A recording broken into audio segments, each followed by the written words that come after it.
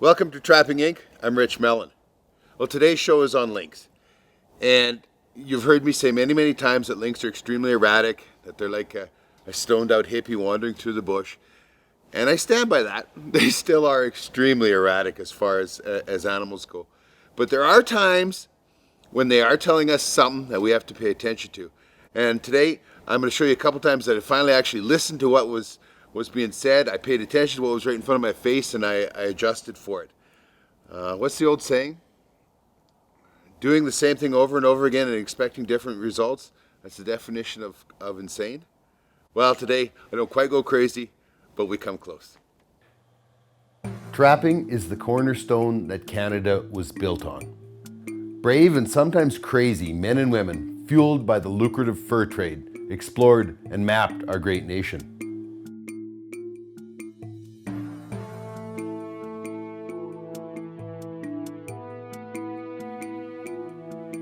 Hundreds of years have passed since then, but trapping still remains vibrant, strong, and steeped in the ancient traditions.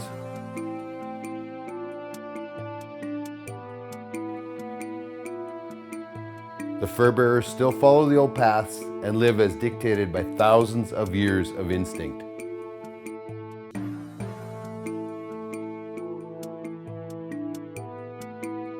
Fur only gets prime in the harsh temperatures of winter, and trappers must respect and prepare for the weather.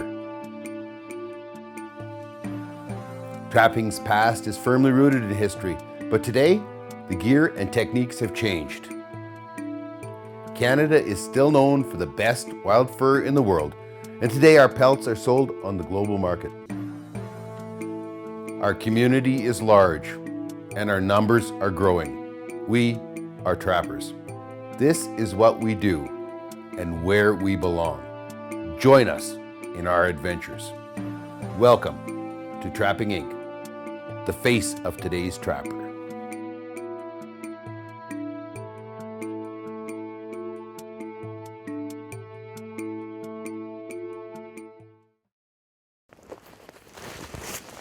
There we go.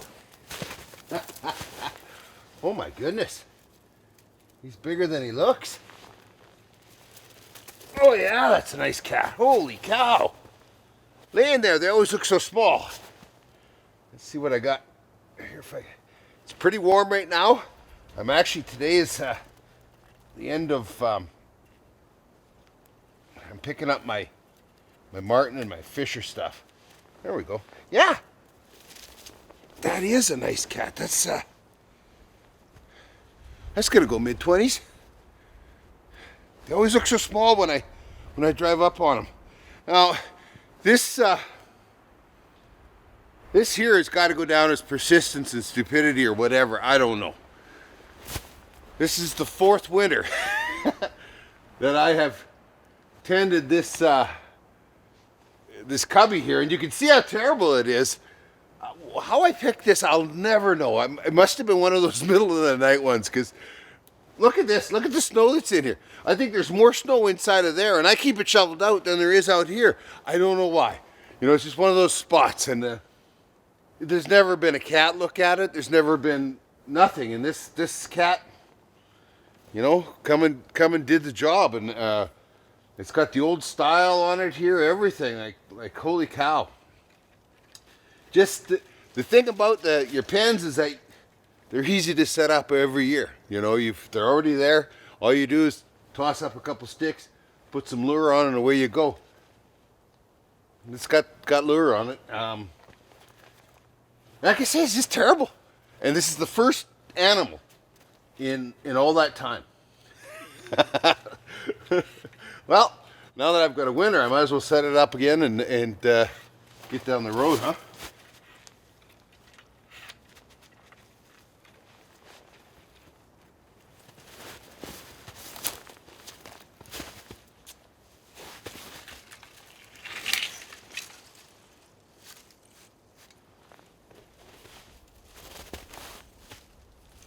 Trapping Inc. is brought to you by these fine sponsors. Halford Hides, unique beyond compare. Find us online at halfordsmailorder.com. Prevail Energy, the healthy energy drink. Find us online at endurance99.com. and by Alberta Outdoorsman magazine, Alberta's only hunting, fishing, and trapping magazine. AlbertaOutdoorsman.ca. All right, there is all nicely cleaned up. Our new snare on it. And looking at that lure sitting there. I guess it's time to put Kitty in the bag and get down the road.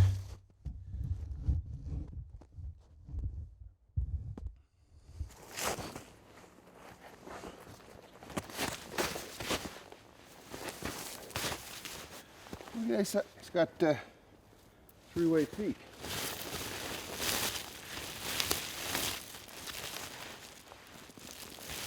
Oh, he's a nice cat. Whew. He's a good size.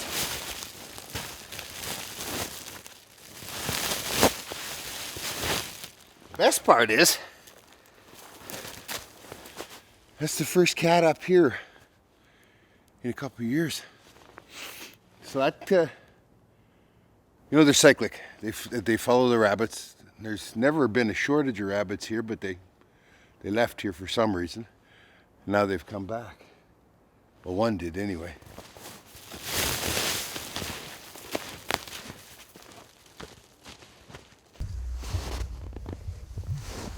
Well, damn it.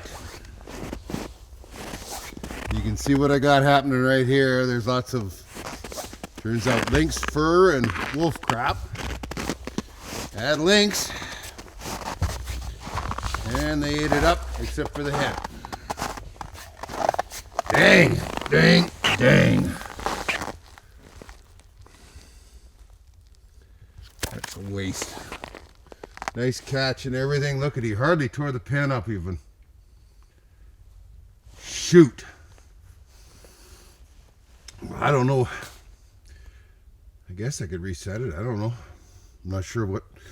Never had the playbook on this one before. I think I'll leave it for a while. I don't know what else to do. Look at that. Buggers. They tore it to shreds and ate her up.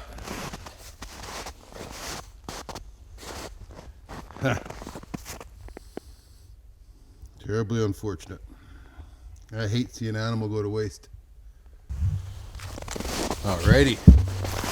Here's my pen. Practically intact. And here's my kitty. He didn't get far. I had my drag pole was wired. You can see I got a big long wire on it there. Here's one of the realities of cats. One of the things that you could take advantage of. There's the road. Cats are not bothered by roads. Not whatsoever. If you ever see an animal way off in the distance on the road and it's sitting on its bum, I'll guarantee it's a cat. Never gonna have a canine do that, but a cat sure will. They're just totally unfazed by the roads whatsoever. And so I set a fair amount of sets alongside here. I just do what I've done here, just snuck a few feet down one of the seismic lines or into a little clearing, anything, you know, where there's cat sign, there's cats. So let's get this guy pulled off here, get this reset. Hey. Wondering if he looked like he'd been licked. I'm a little nervous after, well, he's just been wet, that's all. A little nervous after having had a couple of them get ate on me. That's so disappointing. But I guess into every garden a little rain must fall, and that's what's happened for me. There it was. He got her out to the end, and that was the end of her. My pole, I can take him and set right back up. Kind of handy having them pull out the pole occasionally, because then they can they don't ruin it. They don't ruin the set. But either way, it's not like it's a big bunch of work invested. Well, let's get this back where it belongs. Oh, that's a nice cat. Okay.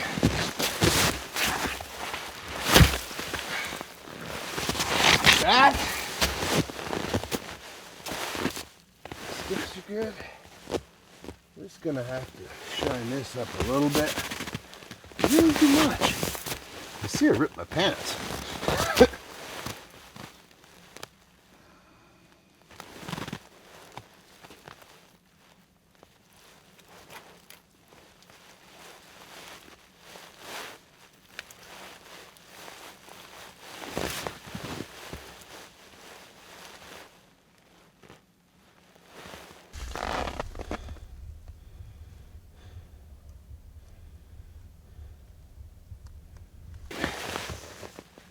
A little plump, a little pick-me-up. Ready for next customer.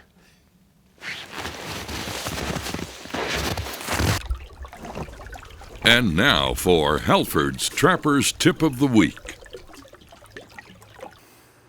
On today's tip, I want to talk about setting body grips in those situations where it's hard to stabilize them. What we're going to use is what's called an actual stabilizer. You know, if you've watched the show, you know how I set for otter oftentimes, and I'm sitting on top of the ice on where their trails are through. Because it's on ice, it's hard to anchor. You know, we like to drive stakes in to anchor down our 330s, that kind of stuff. But because there's ice, there's no way I can drive it in. There's no way to stabilize it. And you don't want the otter bumping into it and knocking it over, and then it becomes lethal and a bad catch, that kind of thing. What we've got right here is called a stabilizer. And how it works is that the jaws close underneath here, and then we've got a spring that makes it adjustable. So this spring means it'll work everywhere from a 330 to a 160. You take and start setting your trap just like you normally would. Just before you close it, you take and put it down over top of this, hook it underneath those dogs on the one side, the spring on the other. There we go. Okay, you see how this is set up now? It's very stable. We don't have to worry about it tilting or tipping over. I'll just move this here. Make it easy to see. You can see how well it's set up now. On the big trap set for an otter, it's very easy to go through, but we've got all that stability. We haven't had to stake anything down. They're not very expensive. They are awesome. I've spent a lot of time trying to figure out some way to make it quick setting on top of the ice and that. This is as good as it gets. That was Halford's Trapper's Tip of the Week. Okay, here is one of my only places with the low snow and that I've been able to be successful blind snaring. For whatever reason, the Lynx travel list. This is a real travel corridor for them. You know, I've got my main trail line this way. I've got another this way, and I've got another this way, and you can see what's waiting for me right there. What I've done is I take and run, you know, like a kilometer or two that way with the snowmobile, and a kilometer or two that way as well. And then I take and set these blind snares because they'll take and follow my trail. I don't know, like, I mean, I could probably throw a baseball to 3 different pens right here, and I have not ever caught a cat in a pen. I catch them in these blind snares on these trails. I don't know why. Oh yeah, nice kitty. Clean around the neck, right where we want it. I'll put this back together and show you what it looks like to begin with. All right, it's a smaller cat. Maybe this is where the ladies hang out. Hard to say. Got it wrapped around its legs, but still just clean around the neck.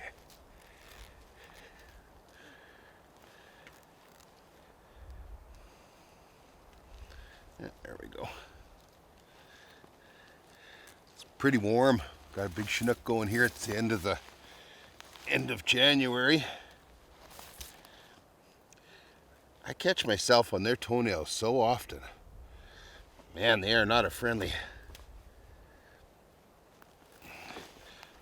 thing to get in contact with. Those are something. There we go. There we go.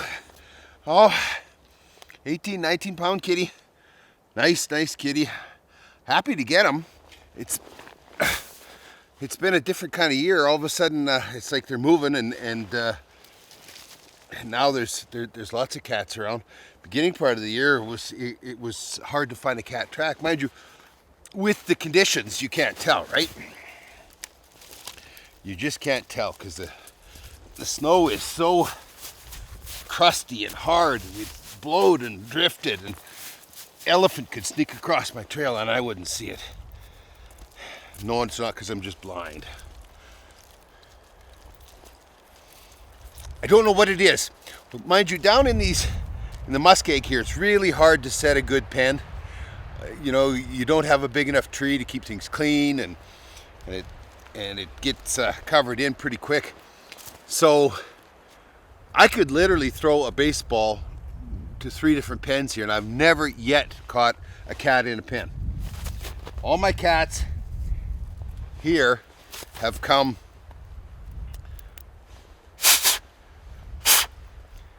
with the blind snare. So all I've got here is I took and moved a little tiny tamarack right to where I wanted it. All right, before I put it on, I'll show you when you go to put your snare on. You got your wire on it here. Make sure that it's hanging. This is the way it wants to hang. If you have your wire not aligned properly, you're going to get a twist in it, and that twist is going to cause you problems. So just make sure that you've got your hanging the way you want it, so that you can make a beautiful loop. Get her on here. I like to have the top of my loop at the height of my knee. Right about like that.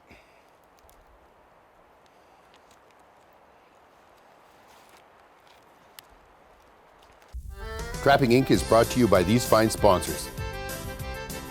Argo UTV, any season, any terrain. Online at argoutv.com. Midland Radio, communication for your busy outdoors lifestyle. And by Carl's Ice Optics, we make it visible. gentech-intl.com. That. And we just block it in a bit, just so that they don't want to go anywhere except where we want them to go. Cats are lazy, and they're not very clever. They're not very worried about stuff, so it's pretty easy. I just like to take and give him a couple little aligners, because remember, wherever his foot is, his chin's right above it, and that's important.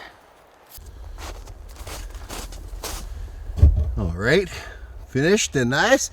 Now if you look up there, just at the bump there, you can see there's a tree across. I actually have a snare underneath that tree. The tree is just at the right height where they got to stoop up just to go underneath it.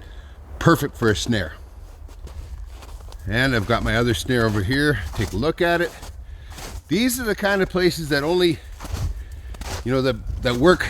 Blind snaring works all the time, but you got to know your trap line. You know, easy to blind snare on the winters where there's tons of snow. Different when there's not a lot. All right, let's go get going.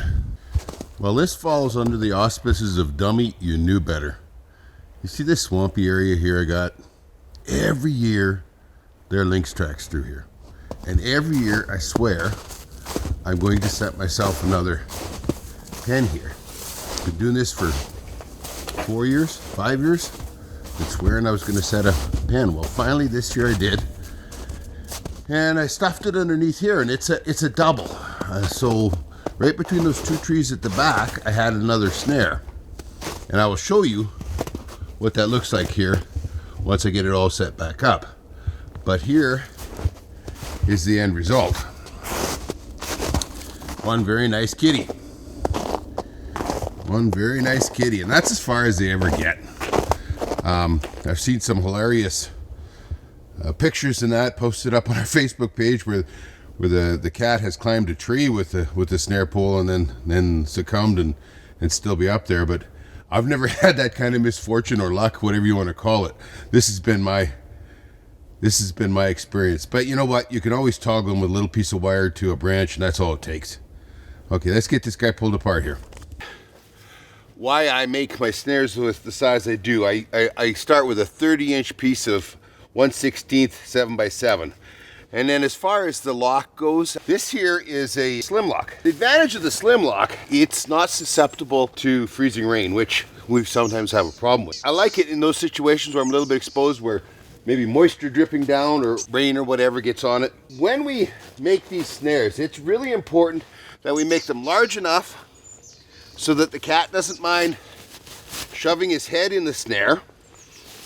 And remember, he's a cat, so he really doesn't like nothing touching his whiskers, and he doesn't like anything touching his ears and that. So, you know, there I've got about an 8 or an 8 1/4 inch diameter loop, and that's important. And if it's too big, a cat might try and step through it or jump through it. Okay? And that's the problem. Then you get these chest caught or hip caught, and we're not doing our job. Our job is that a cat should be just 20 or 30 seconds. And I've never been able to get a piece of footage that was good enough to put on TV, but what I could see on camera, trail cameras and that, it happened. There's a lot of action. This action here would have happened just a few seconds, and because the cat really goes, reacts fast, but it's over very quickly. Okay, I'm set all back up here again, and you can see there's the incredible lure over there. But also, this is where I picked this guy up on, is that snare at the back. And I mean, it just gives a walkthrough effect. You never know which direction the animal's going to come from. You know, when years of big snow and that, you can kind of count on they might find it by following your trail, but this hasn't happened this year at all. So by giving him another opportunity to come in 2 different places, he may, you know, choose to take an easy one rather than circle or jump in, which happened to me a couple times this year. I've had a couple just jump in rather than circle, which is unfortunate, but off we go. First stop of the day. Well, there it is, the last pen. Hanging them up for another season. I hope you had a good time with us today on the show. I know we sure had a good time showing it to you. We'll see you down the trail. You can keep up with all the action at trappinginc.com or join our Facebook and YouTube sites.